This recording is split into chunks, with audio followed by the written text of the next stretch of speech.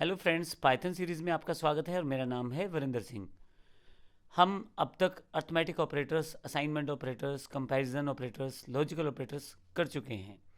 इस सेशन में हम नेक्स्ट ऑपरेटर जो आइडेंटिटी ऑपरेटर है उसकी जानकारी लेंगे। आप आइडेंटिटी ऑपरेटर से मेमोरी लोकेशन के बेस पे कंपैरिजन कर सकते हैं। आइए देखते हैं किस प्रकार से आइडेंटिटी ऑपरेटर्स कार्य करते हैं। आइडेंटिटी ऑपरेटर्स से आप मेमोरी लोकेशंस को कंपेयर कर सकते हैं।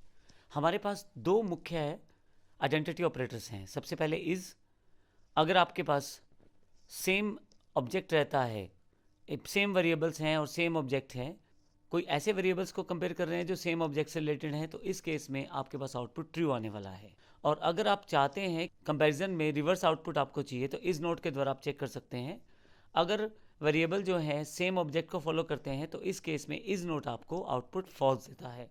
बिल्कुल वैसा वर्सा है, इज आउटपुट आपको ट्रू देने वाला है और इज नोट आपको आउटपुट फॉल्स देने वाला है।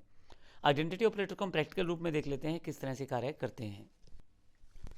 यहाँ मेरे पास आइडेंटिटी डॉट पी वाई के नाम से प्रोग्राम अवेलेबल है, जिसमें x में 10 है, y में 20 है और मैंने z वेरिएबल अलग से लिया है और उसमें x ट्रांसफ़र कर दिया है।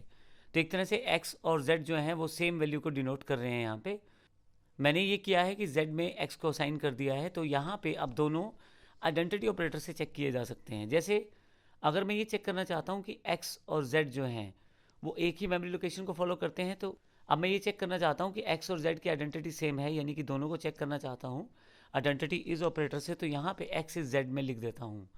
क्योंकि दोनों सेम चीज़ को फॉलो करते हैं, तो यहाँ पे आउटपुट मेरे पास जो है ट्रू आ जाएगा। लेकिन अगर मैं इसको इज नोट से कंपेयर कर दूँ तो आउटपुट जो है वो फॉल्स आ जाएगा। इज नोट ऑपरेटर आपको रिवर्सल आउटपुट देने वाला है। आइए इसके लिए मैं अपना प्रोग्राम रन कर देता हूँ Python identity dot P Y के नाम से। पहला आउटपुट ट्रू है क्योंकि दोनों सेम फॉलो करते हैं, और दूसरा जो है एक्स इज़ नोट वाले केस में नहीं है ट्रू, क्योंकि वहाँ पे इज़ नोट की वजह से फॉल्स आउटपुट यहाँ अवेलेबल है। तो एक आइडेंटिटी ऑपरेटर बहुत ही सिंपल ऑपरेटर है, आप इसका यूज़ कर सकते हैं। यहाँ पे हमने आइडेंटिटी ऑपरेटर को कंप्लीट किया है। धन्यवाद।